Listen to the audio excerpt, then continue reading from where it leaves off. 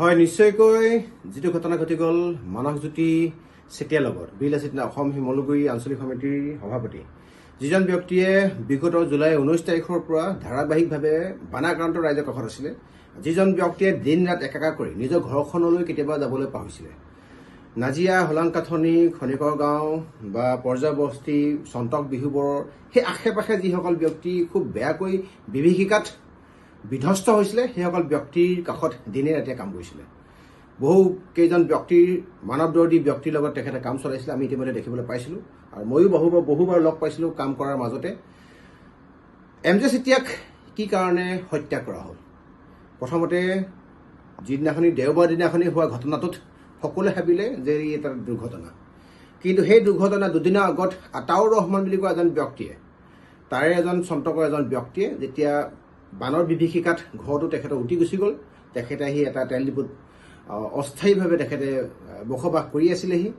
তাতে ইমদাদ আলীৰ লগত বিলাসিত অসম বিভিন্ন প্ৰান্তৰ ব্যক্তিসকল দল সংগঠনে লগ লাগি, স্থানীয় ৰাইজ আৰু বহু শুভচিন্তক ব্যক্তিয়ে লগ লাগি প্ৰশাসনৰ সহযোগিতাত তেওঁ যিডোখৰ জেগাত ঘৰ আগতে আছিলে সেইডোখৰ জেগাত ঘৰটো বনাবলৈ গৈছিলে।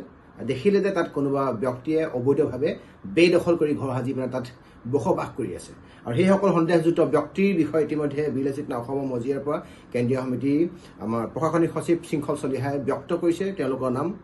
যিকেইজন ব্যক্তিৰ ওপৰত আমাৰ সন্দেহ ঘনীভূত হৈছে, সন্দেহ ঘনীভূত হোৱা ব্যক্তিকেইজনে কেইদিনমান আগত সেই আতাউৰ ৰহমান 95 বয়সীয়া, যাৰ 95 years, সেই বৃদ্ধ ব্যক্তিজনক যিদিনাখন দিনত আমাৰ ৰাইজে গৈ তেওঁ ঘৰটো সাজি ঘৰৰ ব্যৱস্থা কৰি তেখেত তাত ভৰাই থৈ আহিছিলেগৈ, সেই আতাউৰ ৰহমানক মাজ ৰাতি আহি কোনোবা দুৰ্বৃত্ত দলে মাৰপিট কৰিলে। আৰু এই যিটো কথা মাৰপিট কৰা ঘটনাটোক নচ্ছাত কৰিছে তাৰে থানাৰ বিষয়ববীয়াসকলে যে মাৰপিট কৰা নাই।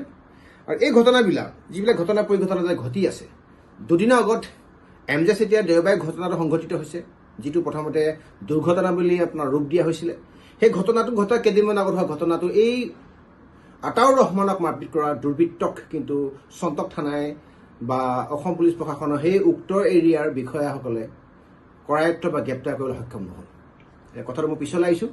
MJ চেতিয়াক হত্যা কৰা হ'ল বুলি অসমৰ বিভিন্ন প্ৰান্তৰ দল সংগঠনকে আদি কৰি বিজ্ঞ ব্যক্তিসকলে ইতিমধ্যে ইয়াত আশ্বস্ত হৈছে আৰু পতিয়ন যাব পাৰিছে যে এইটো এটা হত্যাকাণ্ড, পৰিকল্পিত হত্যাকাণ্ড। কাৰণ দুদিনৰ আগত যি আতাউৰ ৰহমানৰ ঘৰৰ যি মাটিক সীমা কেন্দ্ৰিক বিবাদ, ঘৰ কেন্দ্ৰিক বিবাদ, মাটি কেন্দ্ৰিক বিবাদ আছিলে, তাত সন্মুখৰ পৰা নেতৃত্ব লৈছিলে মানসজ্যোতি চেতিয়া বা MJ চেতিয়া বুলি যি কয় বিলাসিত নামৰ সৈনিকজনে। আৰু সেই ব্যক্তিসকল যিসকল ব্যক্তিয়ে আতাউৰ ৰহমানৰ মাৰপিটৰ ঘটনাৰ লগত জড়িত হৈ আছিলে, সেই ব্যক্তিসকলে MJ চেতিয়াক এই হত্যাকাণ্ডৰ লগত জড়িত হৈ শেষ কৰি পেলালে নেকি?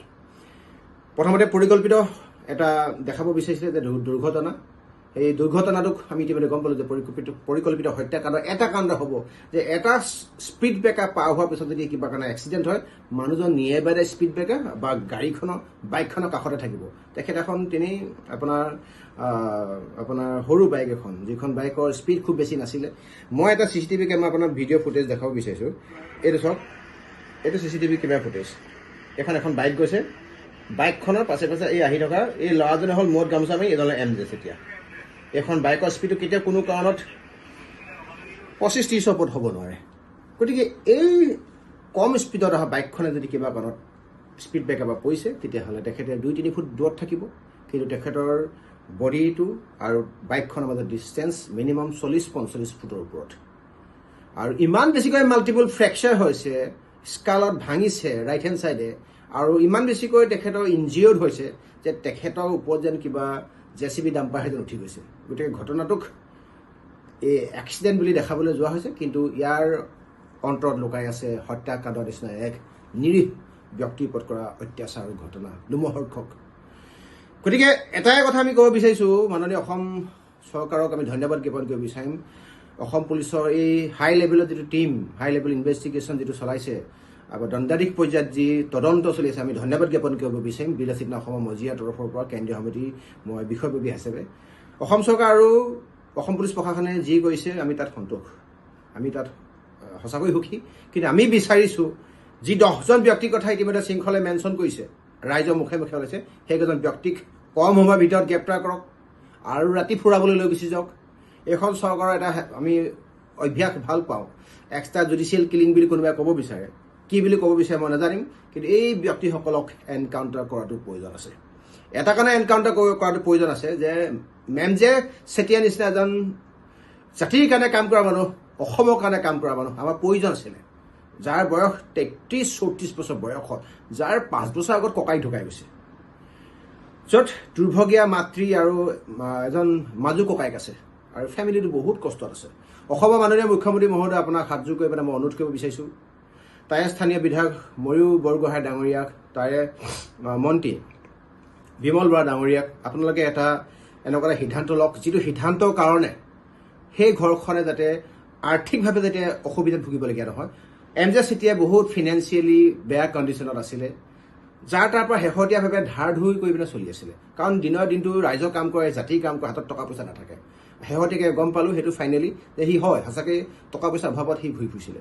মই অসমৰ মাননীয় মুখ্যমন্ত্ৰীক এই চেনেলটোৰ যোগেদি এটা অনুৰোধ কৰিব বিচাৰিছোঁ যে আপোনাক মই বিশ্বাস আছে যে আপুনি কিবা এটা সিদ্ধান্ত ল'ব, এই পৰিয়ালটোক এককালীন কিবা এটা আৰ্থিকভাৱে সহায় সহযোগিতা আগবঢ়ায়, এই বৃদ্ধা মাতৃগৰাকী যাতে এটলিষ্ট বুকুত অকণমান সাহস পায়।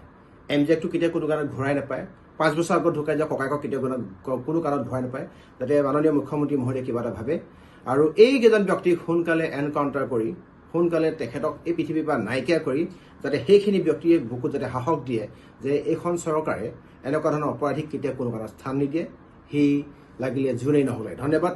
জয় আই অসম।